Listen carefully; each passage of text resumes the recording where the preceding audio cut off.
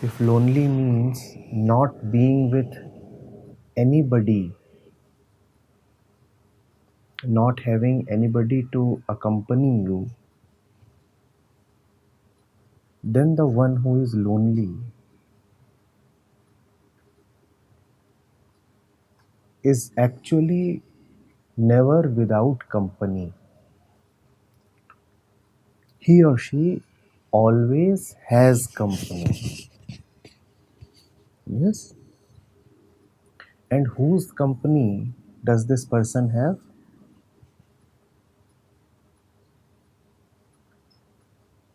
This person always has his own company. Okay. This will make it easier for us to understand. Traditionally, generally, it has been said that the lonely person is the one who is needing somebody else's company, right?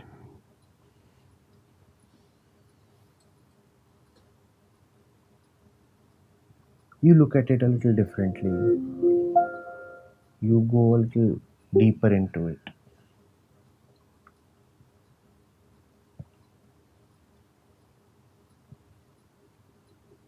The lonely person is not just needing somebody's company. In fact, it is possible that at times he may even think that he does not need anybody's company. He may think that he is not in need of somebody's company because he already is in the company of his own thought. Hmm? The fellow is thinking that he does not need anyone. And why does he not need anyone? Because right now he has his thoughts to accompany him. So the lonely person is one who is always with himself.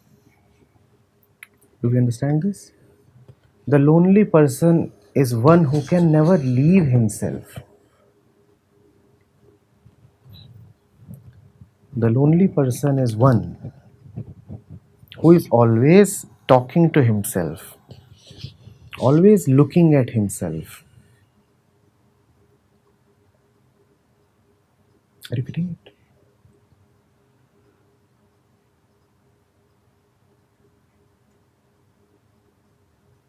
He is always acutely binded to his consciousness. Now we will understand this. What does that mean?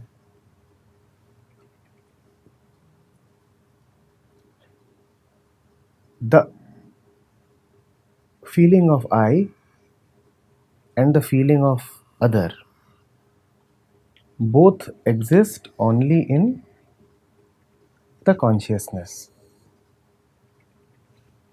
right? The consciousness consists of two. Which are these two? I and the world. There is no way you can think of yourself without thinking of the world. That is the way of consciousness. The I and the world are always together. So the lonely person is always attached to his consciousness. And in his consciousness exists a figure of himself.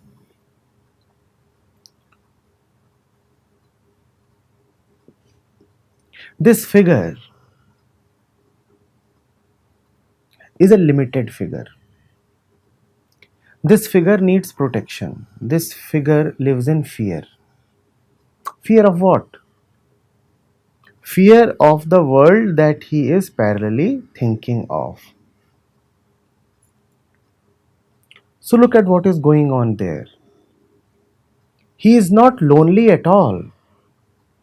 There is much to give him company.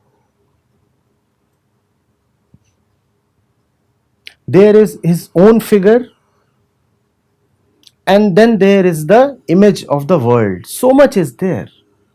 That is the lonely person's mind. There is a lot there. That is why I began by saying that the word loneliness may mislead. The lonely person is actually quite full. He has so much in him and going through him.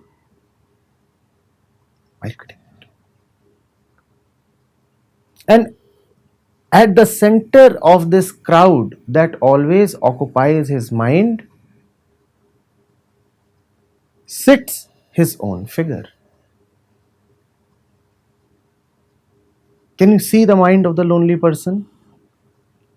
It is not at all an empty mind.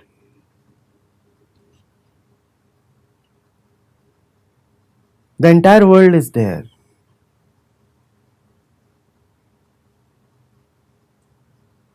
The entire world is there. And at the center of that world, who sits? He himself sits. So he is sitting and the entire world is there. That is the mind of the lonely person. Now, this world may sometimes appear friendly to him. Appear, so he thinks. This world may sometimes appear unfriendly to him. Appears, so he thinks. But whether the world appears friendly or not so friendly, the one at the center is always limited and hence afraid. When the world appears friendly, he cannot trust it.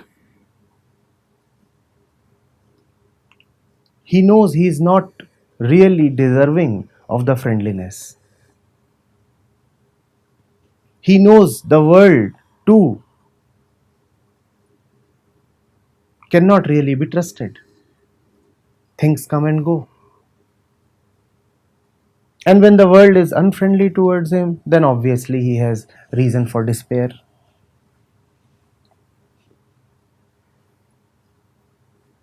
Hmm? But to him, the crowd around him is the only reality. That is the lonely man. He sits at the center, and around him is a crowd. Can you look at his eyes? With desperation, with hope, with hunger. He's looking at the world. I may get this, I may get that. Who may hurt me? Who can become me? Who is going to be the next one to attack me? Who will be the one to comfort me? He is always looking at the world, right? The lonely person is always thinking. The lonely person is always busy with himself. The lonely person just cannot get rid of his own personal concerns. That is loneliness. It is far from an empty dinner table. It is a restaurant choked to capacity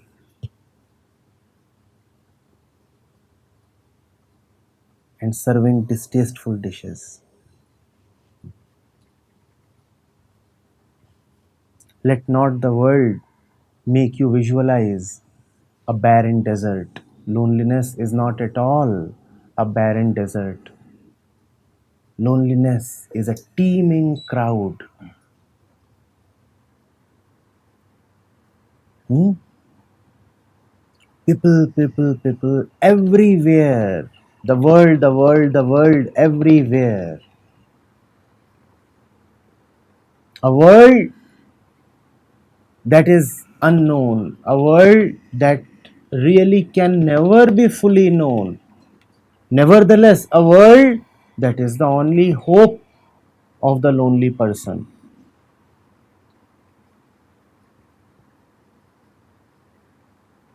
Are you getting it?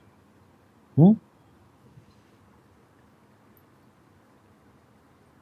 The lonely person is always walking with his own shadow,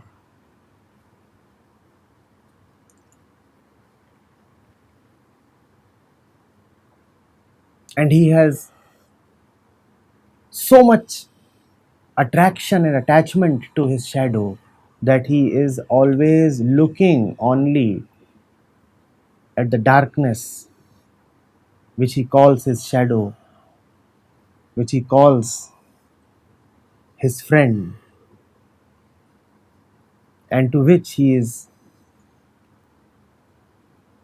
physically attached,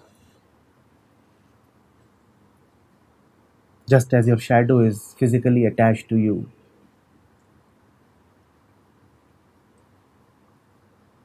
He is so engrossed looking at the darkness that he will not turn back to look at the source of light. When you are busy looking at your shadow, surely you have turned your back to the sun. Have you not? That is the state of the lonely person. He is always with himself. And what is he doing with himself? Thinking of his own welfare. What will happen to me? There is me, there is the world. What will the world make of me? What can I get from the world? And how do I save myself from the world? It's a strange relationship that one has with the world. Hmm? Like in a game of kabaddi. There is me, there is the other. I have to necessarily engage with the other.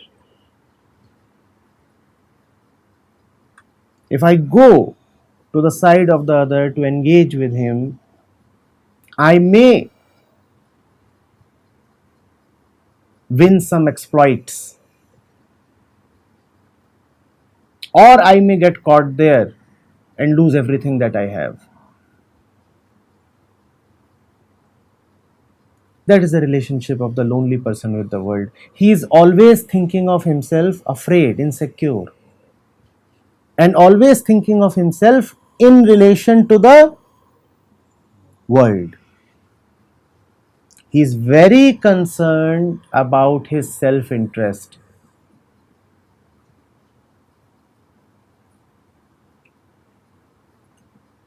So do not be misled, please. Just because you may be social, just because you may have people around you, with you most of the time,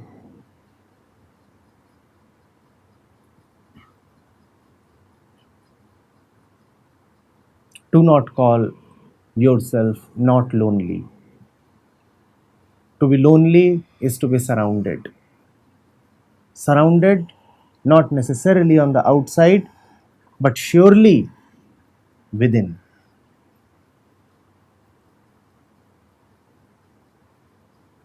Are you worried about yourself? Is your self interest paramount to you?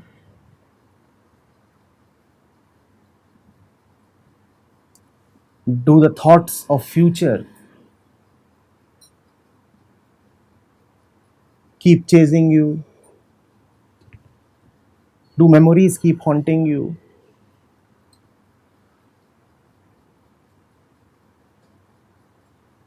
You are lonely. You are very, very lonely.